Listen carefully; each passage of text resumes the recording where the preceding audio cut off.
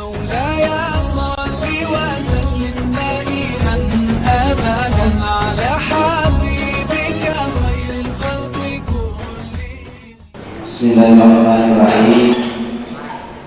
Alhamdulillah, wassalatu wassalamu ala rasulillah, la hawla wa la quwwata illa billah. Asyhadu an la ilaha illallah wahdahu la syarika lah, wa asyhadu anna sayyidana Muhammadan abduhu wa rasuluhu la nabiyya ba'dah.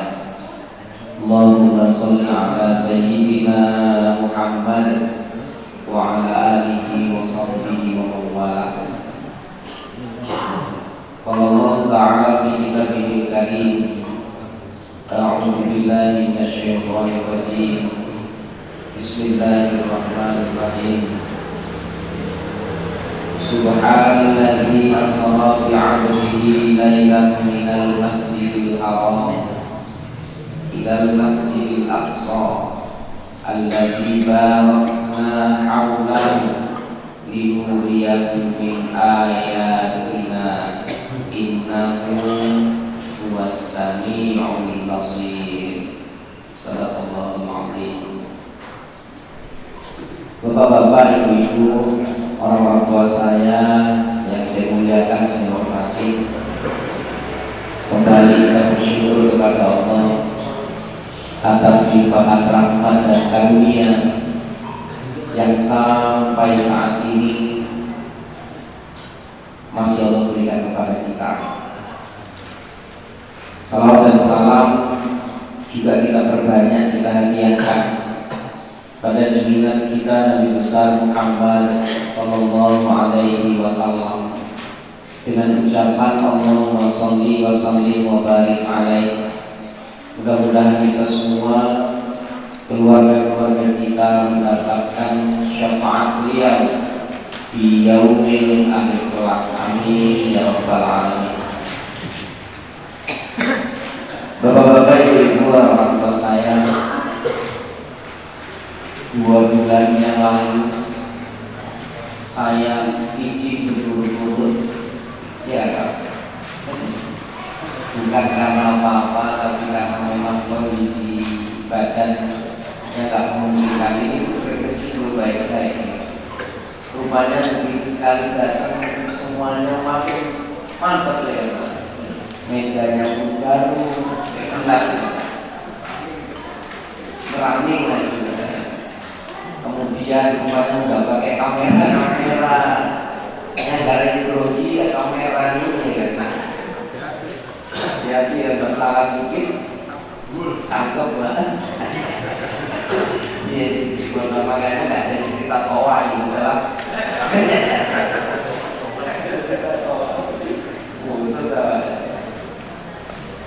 Baik Bapak Ibu, orang tua saya, kita berada di akhir bulan Rajab. Di akhir bulan Rajab berapa puluh abad yang lalu terjadi satu peristiwa yang sangat spektakuler. Yang ini perlu disampaikan Bapak Ibu. Kenapa perlu disampaikan? Karena banyak anak-anak sekarang, generasi sekarang ini, mereka tak paham tentang kisah-kisah, sejarah-sejarah sepanjang peradaban Islam. Saya di rumah, Pak, sengaja sering memutar tayangan-tayangan film-film seputar tentang Nabi dan wali-wali, Pak, di hadapan anak-anak saya. Kenapa? Supaya mereka makin cinta sama Nabi-Nya, mereka makin cinta sama agamanya. Sampai saya tes, saya putar film Wali Songo. Anak saya bilang begini, Pak, ini pasti nanti tongkatnya jadi ular, katanya. Iya, kok tahu Mas, tak bilang itu. Orang kamu pernah nengok kok, katanya gitu kan. Itu sewaktu Wali Songo Sunan Kalijaga itu di pinggir kali, di ini pasti nanti orangnya itu sampai berdaun-daun katanya. Kok tahu orang pernah nengok kok katanya.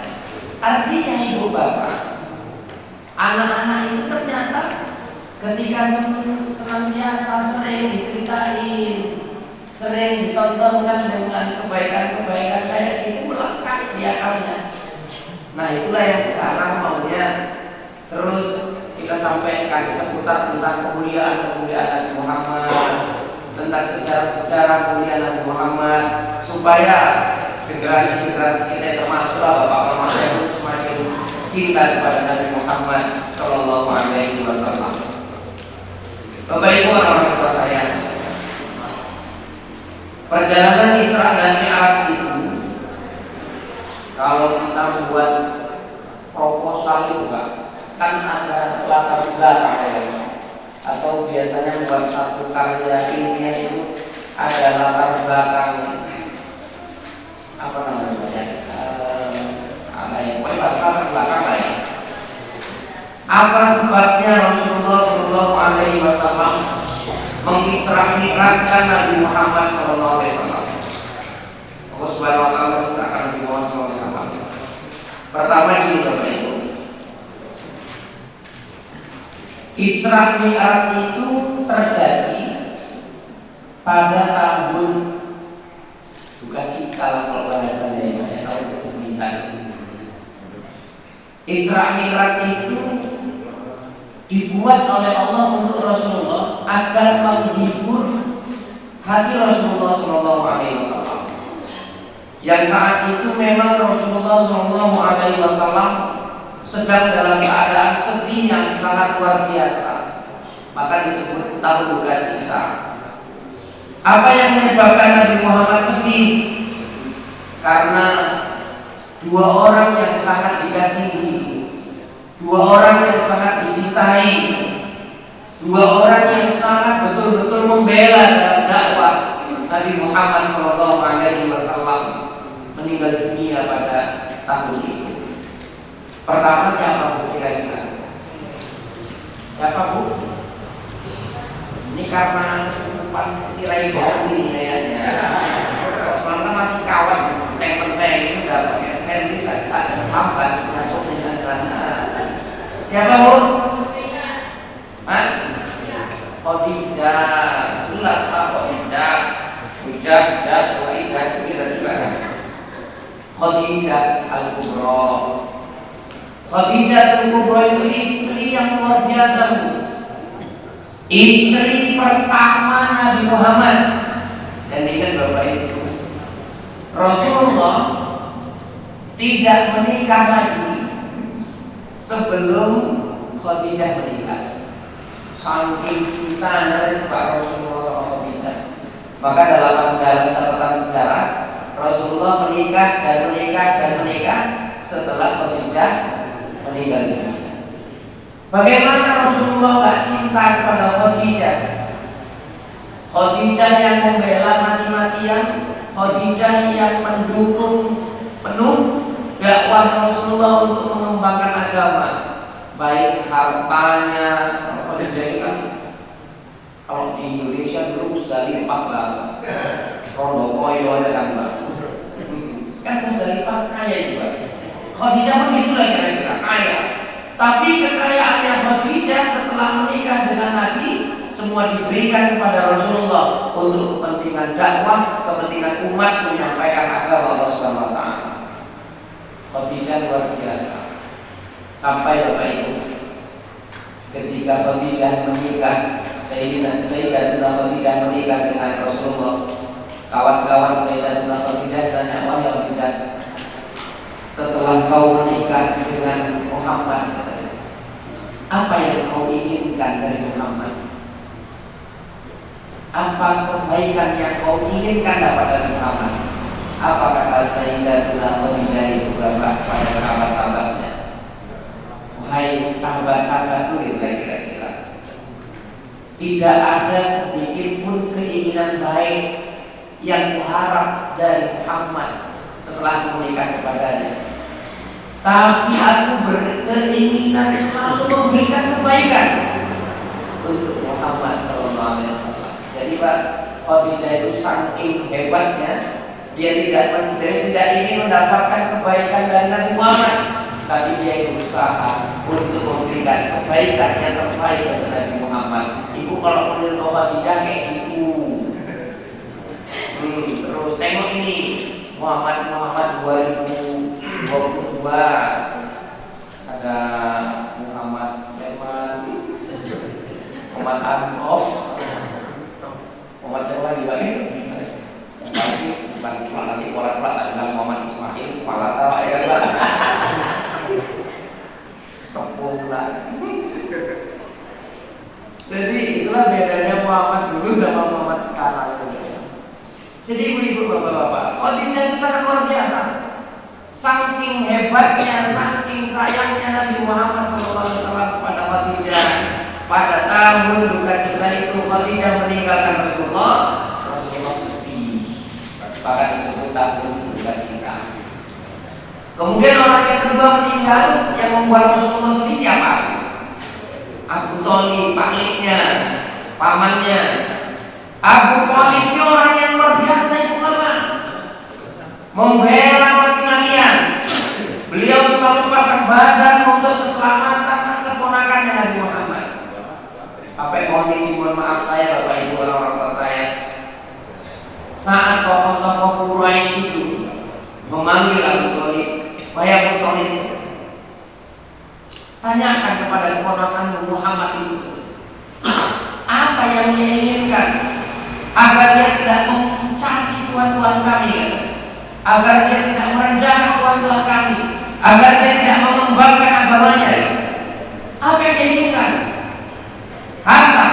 Kami akan kumpulkan harta-harta kami, akan kami berikan kepada dia semua, sehingga dia menjadi orang yang terkaya di kota ini. Dia pengen apa? Kedudukan. Akan kami berikan dia jabatan, dia akan menjadi pemimpin kami. Apakah dia ingin istri yang cantik? Akan kami pilihkan anak-anak kami, putri-putri kami yang paling cantik, kami berikan kepada dia, suruh milih. Sampaikan kepada Muhammad. Tokoh-tokoh Quraisy bilang sama Abu Thalib. Abu Thalib pun menyampaikan kepada Nabi Muhammad. Apa kata Nabi Muhammad mendengar pertanyaan dari orang-orang Quraisy? Ya ammi, wahai pamanku, andai mereka berikan matahari pun kepada walaupun tidak mungkin, aku tetap menyampaikan agama Allah ini. Walaupun aku mati, aku harus tetap menyampaikan agama Allah. Apa kata Abu Thalib itu berapa? Wahai keponakanku, wahai anakku, kalau memang begitu, lanjutkan, teruskan dakwahmu. Aku selama aku masih hidup, mereka tidak akan bisa menyentuh dan menyakiti. Itulah perjuangan Abu Thalib ini. Maka sebahagian ulama khilaf, berbeda pendapat. Ada yang mengatakan Abu Thalib tidak mukmin, tapi ada yang mengatakan Abu Thalib mukmin karena dia mati-matian membela, memperjuangkan Rasulullah SAW. Maka sikap kita yang diajarkan oleh guru-guru kita, ambil sikap yang terbaik. Kalau ada perbedaan pandangan, contoh satu tentang Abu Thalib. Abu Thalib apakah dia kafir? Apakah Abu Thalib mukmin? Maka ada dua pendapat ulama yang mengatakan mukmin, ada yang mengatakan tidak mukmin. Maka sikap kita ambillah pandangan yang tertindas, karena Abu Thalib sudah membela Rasulullah SAW. Maka yakin insyaallah beliau mukmin. Jadi paman Nabi yang lain, Abu Lahab sudah jelas kekafirannya sampai tersanggung dalam Quran, tabbat yada Abi Lahab bin Wahab. Dan itu dasar kenapa Nabi Muhammad SAW diserahkan. Ini saya baca kitabnya dari Al-Adwar Al-Bahiyah fi Isra' Mi'raj Khairul Bariyah, karya Syekh Sayyid Muhammad bin Ala al-Maliki. Bapak Ibu orang tua saya, dan itu sebabnya supaya kita tahu, walaupun orang kita tahu tangga, kalau saya tidak disampaikan. Maka kenapa disebut tahun duka cita itu alasannya. Kemudian yang kedua itu Bapak, diperjalankanlah Nabi Muhammad SAW melaksanakan Isra Mi'raj. Isra Mi'raj itu perjalanan yang spektakuler. Sepulang Nabi Muhammad Isra dan Mi'raj itu Bapak, orang Islam pada saat itu ada yang semakin kuat imannya, ada yang bahkan mohon maaf udah Islam murtad karena menganggap cerita ini cerita bohongnya Nabi Muhammad SAW. Ibu bapak, peristiwa Isra Mi'raj ini peristiwa yang hanya bisa diterima oleh orang-orang yang ada iman di hatinya. Banyak orang, mohon maaf, sekarang itu Bapak tidak mengutamakan iman, dia mengutamakan akalnya. Sebab kalau akal yang menerima tanpa iman bisa muncul kesesatan. Tapi kalau iman yang menerima, maka gak mungkin akal menolak kebenaran agama. Ini pelajaran yang kedua. Isra Mi'raj itu peristiwa yang harus diterima dengan iman, bukan dengan akal. Sebab akal menerima tanpa iman sesat. Tapi kalau iman yang menerima, gak akan mungkin akal protes. Contoh, yang buat akal protes tanpa iman, Isra Mi'raj ini Bapak, Mekah, Palestina, Sidratul Muntaha, balik lagi ke Palestina, balik ke Mekah. Normal Mekah, Palestina, jarak tempuhnya sebulan pergi, sebulan pulang. Nabi Muhammad disampaikan hanya menghabiskan waktu sepertiga malam. Akal tak? Gak mungkin terima ini. Akal mana Pak yang bisa terima? Sulit terima itu. Maka ketika Nabi menceritakan itu, banyak orang-orang Islam yang saat itu murtad, orang-orang kafir Quraisy yang menolak cerita itu. Tapi Ibu Bapak, ayat ini diawali dengan kata Subhan, mensucikan. Allah mensucikan apa? Mensucikan dirinya dari ketidakmungkinan anggapan manusia terhadap Allah Subhanahu wa taala. Contoh, saya nggak usah yang dalam-dalam kita jelaskan subhananya ibu umat, aku umat, ya kan? Jadi yang umum aja. Contoh sederhana, Bapak Ibu, mohon maaf, kencing itu najis apa suci? Najis, paketnya kencing itu najis. Orang yang baru mengeluarkan kencing, hukumnya wajib mandi atau enggak? Enggak Pak, enggak. Orang yang baru kencing cukup untuk mengangkat hadasnya, cukup untuk, enggak perlu mandi wajib. Kencing Pak, walaupun yang keluar najis. Paham Ibu ya? Bapak-bapak paham ini ya? Nah, ini kunci dulu. Kemudian yang kedua, sperma. Mohon maaf ini Pak ya, sperma itu suci apa najis? Kok najis? Siapa najis? Suci lah, kok najis pula? Nah sperma najis apa enggak? Kita kabeh najis. Lagi mau mikir kabeh ngerti nih kan? Ngoyo aja. Paham Ibu ya? Tak rasa yang bilang najis tadi mungkin kontrol selalu kan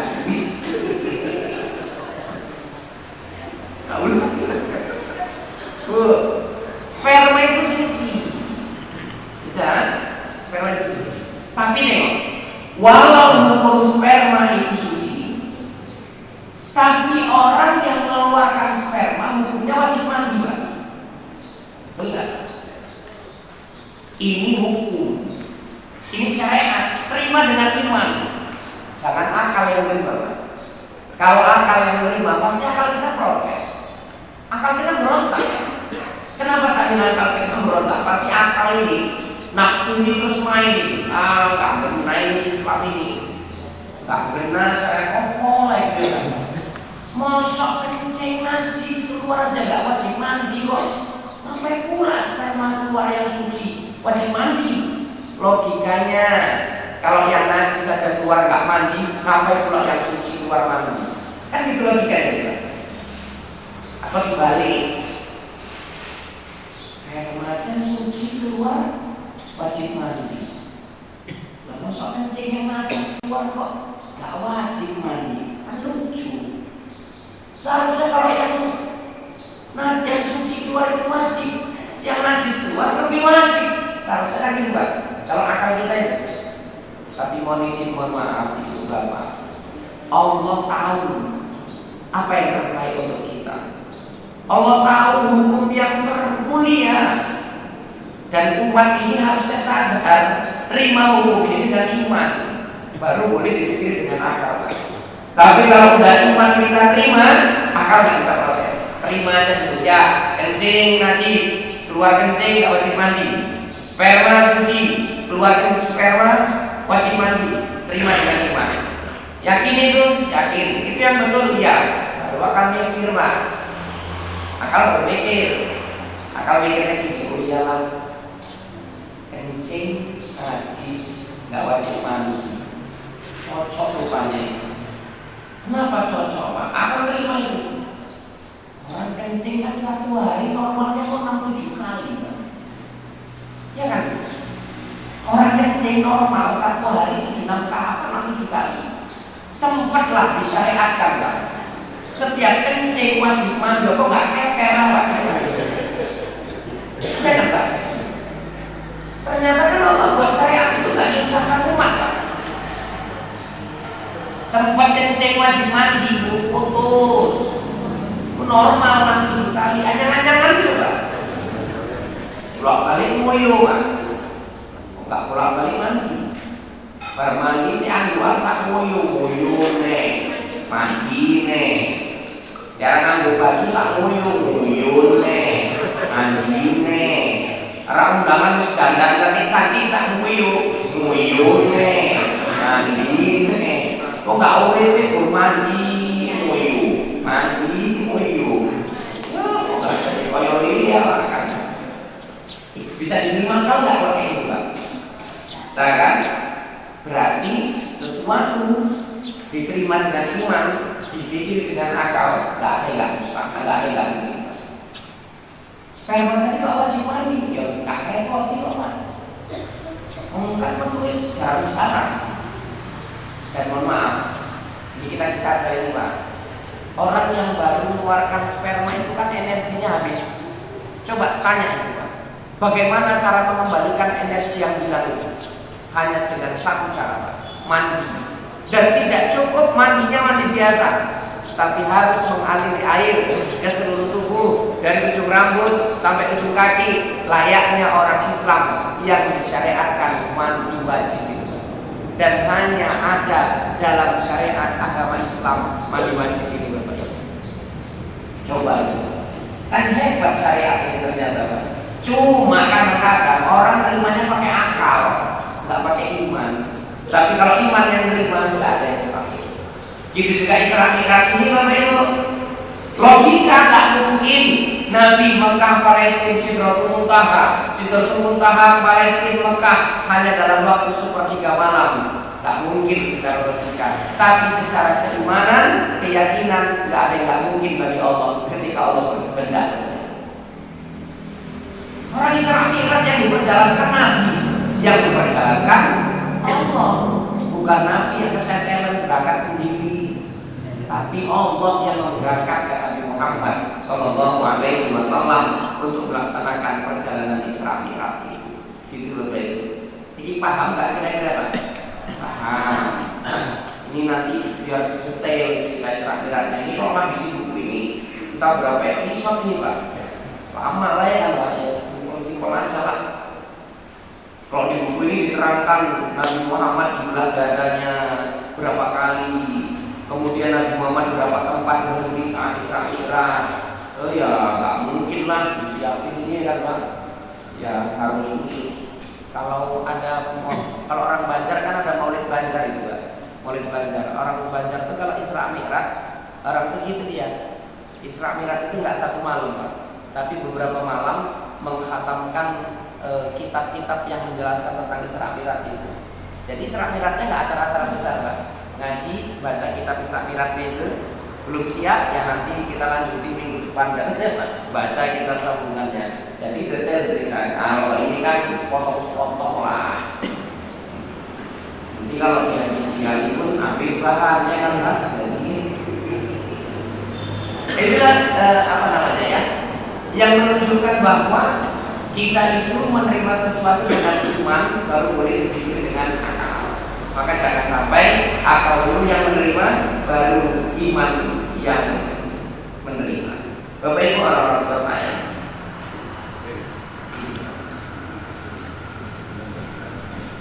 ini yang bagian ini nggak cocok disampaikan dari orang karena perkara tua. Jadi dikisahkan saat ini simpel-simpel. Dikisahkan saat Nabi Muhammad SAW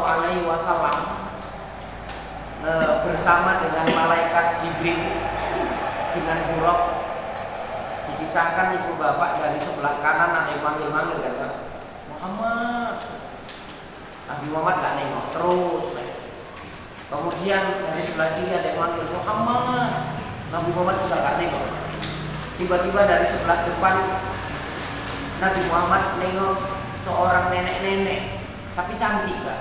Nah, itulah bedanya nenek-nenek sama sini, beda lah. Nenek-nenek yang ditengok Nabi Muhammad nenek-nenek tapi cantik. Kok nenek-nenek yang di seberang itu kan tengoklah ya kan sendiri nggak pernah tak jelas. Tengoklah Pak Mumpung masih misalnya. Jadi Nabi Muhammad nanya sama malaikat Jibril, "Wahai Jibril, tadi di sebelah kanan ada yang memanggil-manggil, siapa itu?" Malaikat Jibril mengatakan, "Ya Muhammad, ya Rasulullah, itulah pendeta Yahudi. Untung kau tidak ikuti panggilannya. Ketika kau mengikuti panggilannya, maka umatmu lebih cenderung pada Yahudi ketimbang agama Islam yang kau bawa." Sebelah kiri tadi siapa ya Rasul? Kemudian malaikat Jibril. Malaikat Jibril mengatakan, "Ya Rasul, itulah pendeta Nasrani. Dan untung kau tidak ikuti panggilannya. Kalau kau ikuti panggilannya, umatmu lebih cenderung kepada Nasrani ketimbang Islam yang kau bawa ini." Lantas Jibril di depan, ada nenek-nenek tua siapa? Tapi kok cantik. Apa kata malaikat Jibril? "Ya Rasulullah, itulah gambaran dunia ini. Dunia ini semakin tua, semakin indah, tapi tanpa sadar dengan keindahan dunia itu melalaikan umatmu dari mengingat Allah Subhanahu wa Ta'ala." Yang kanan kiri nggak usah tak bahas Pak, bahaya, jalur Gaza. Yang depan aja nenek-nenek keriput tadi, tapi cantik. Dunia ini Pak semakin tua, semakin lama, semakin tua, semakin indah, betul nggak? Tapi tanpa sadar dengan keindahan dunia melalaikan umat manusia dari Allah. Contohnya apa? Zaman dulu, ibu kalau mau masak bulan puasa jam 2 bangun Pak, ya kan? Jam 2 bangun, milih kayu mana yang kering, mana yang basah kan? Masukkan dalam bumbu, pakai semprot itu. Merek kanan di khusus ini. Pak Urip suka merek ini, ya kan?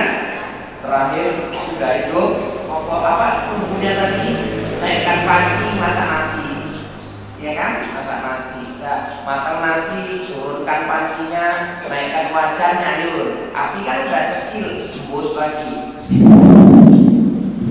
Murid udah siap semua matang, bangunnya anak, pasti anak itu kaget. Karena muka mamanya udah hitam semua kan. Loh zaman dulu itu, betul nggak? Sekarang perlu kayak gitu lagi? Enggak. Tinggal ngecok aja Pak, tinggal ngecok. Matang jepret sendiri, ada yokma, rice cooker itu. Tapi mohon maaf Ibu Bapak, indah nggak sekarang? Indah sekarang kan? Makin canggih makin indah kan? Tapi tengok Ibu Bapak, nggak sadar kita dulu Walaupun ibu jam 2 bangun menumbusi semprong, tapi sempet orang tua dulu 2 rakaat minimal melaksanakan tahajud di malam Ramadan karena bangunnya jam 2. Mama-mama sekarang Pak indah dunia, tinggal ngecok, yang ngeker tangi jam piro jam 4. Nasi damat Bapak, gak paling bosan semprong. Dunia lagi indah, tapi buat kita makin jauh dari Allah. Coba siapa yang bangun malam jam 2 tahajud, nasi wis matang, sayur wis matang. Dunia indah Pak, tapi gak sadar keindahannya menjauhkan kita dari Allah Subhanahu wa Ta'ala. Ini nyambung gak kira-kira? Kalau gak nyambung bilang, tak ulang, tak cari contoh yang bisa buat lebih paham. Ini kan ngaji, ini kan yang payah contohnya kan. Dan contoh-contoh kayak gini yang payah, makanya agak beda sedikit. Iya. Oh bagus, ini juga. Biar dua BKN yang itu. Jadi luar biasa itu Bapak. Dunia ini makin tua makin indah, tapi makin menjauhkan kita dari Allah. Tengoklah makin ke belakang sekarang, ada aja tingkat-tingkatnya. Dulu mohon maaf kalau mau pesta dulu, saya masih ingat dulu. Orang tua saya mengaku saya, ulem-ulem itu Pak, waduh ya Allah, keker lah. Hari Minggu ini pesta, 4 minggu sebelumnya udah keliling-keliling itu ulem-ulem. Yang tergolok lah, Tanjung, tebing keliling. 4 minggu berturut-turut ulem-ulem terus. Pas pesta kembang ke ulem-ulem. Tapi silaturahim Pak tidak ada. Ibu tahu ulem-ulem kan? Ngundang apa? Ngundang ke acara pesta tapi tidak terlibat. Sekarang mana ada? Orang munjung aja tuh sekarang nggak pakai botol, kok pakai gula kok ya Allah. Awas sebulan nggak beli gula. Iya Pak. Apa maksud saya Pak? Dunia ini ya Allah makin agak itu makin luar biasa. Kalau dulu ulem-ulem Pak. Sekarang ada HP, tinggal di telepon. Akhirnya apa? Kita entah kapan ke rumah saudara yang di tebing sana. Mau pesta kalau dulu Mbak sekali-sekali datang karena belum. Sekarang tinggal pencet aja lah, telepon. Enak, tapi tanpa sadar silaturahim jadi sejarah. Itu tak dihilangkan ibu belum sekarang. Habis dari belum dikunjung ya kan Pak. Dulu ingat kali aja kalau kunjung itu pakai rantang Pak. Ya kan Bu, Pak yang kunjung pun ini bawa di rantang itu kan. Mau mati dia bolak-balik. Habis itu rantang keker Pak, pakai botol. Awak dapat pas paling bawah. Ya Pak, 50 bungkus. Awak paling bawah. Apa enggak 50 kali turun naik kereta itu botol? Sampai kena Pak. Udah nerima minyak punya duit. Itu nanti awak mau nyumbang impul minyak penyet.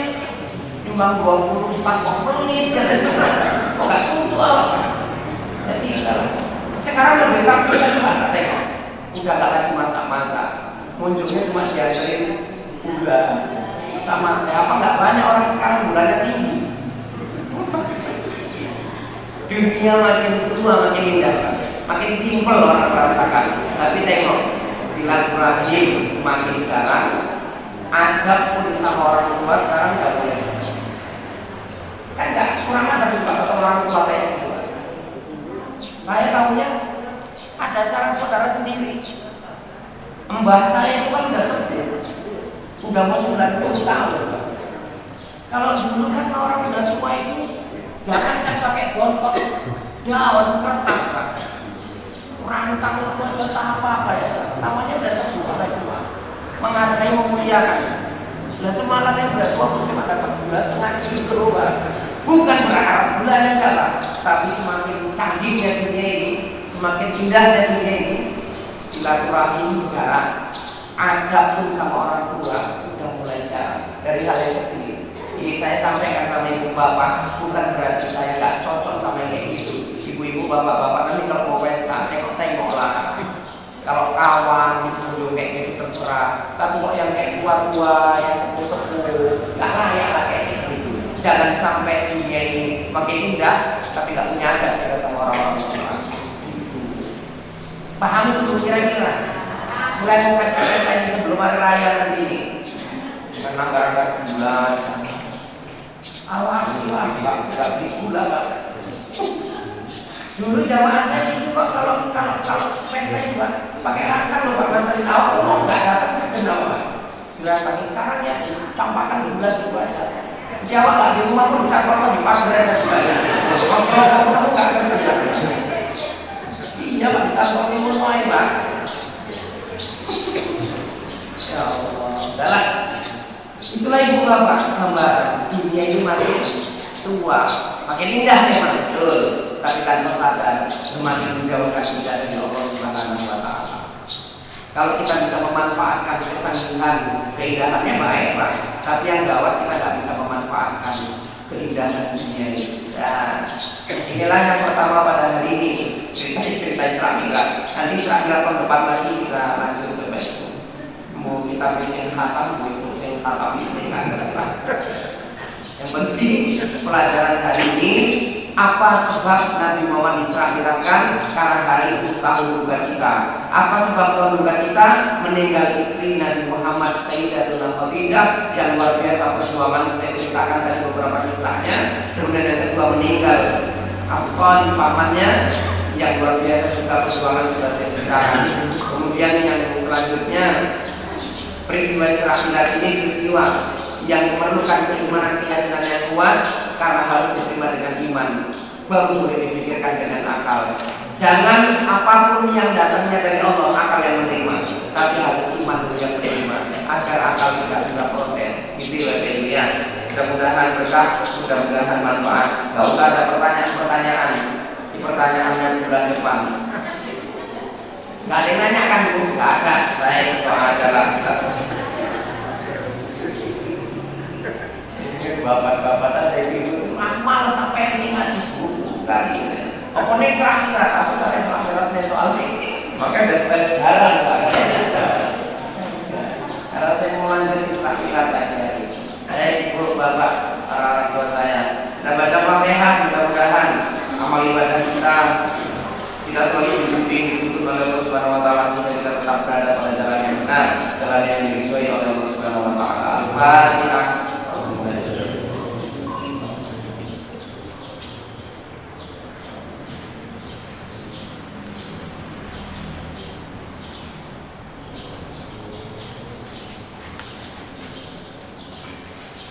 Bismillahirrahmanirrahim. Alhamdulillahirabbil alamin wassalatu wassalamu ala asyrofil anbiya'i wal mursalin wa ala alihi wa sahbihi ajma'in. Allahumma shalli ala sayyidina Muhammad wa ala ali sayyidina Muhammad. Allahumma ighfir lana dhunubana wa li walidina warhamhum kama rabbayana shaghira. Li jaddina wa li jaddatina wa li mashayikhina wa li mu'allimina wa li jami'il mu'minina wal mu'minat wal muslimina wal muslimat al-ahya'i minhum wal amwat bi rahmatika ya ghafurur rahim. Allahumma ajil rahmah wa ni'mah wa sihata wal afiyah wa salam alaina. Allahumma barik lana fi Rajab Sya'ban wa balighna Ramadan wa balighna Ramadan wa balighna Ramadan wa balighna Ramadan bi rahmatika ya arhamar rahimin. Rabbana atina fid dunya hasanah wa fil akhirati hasanah wa qina adzabannar.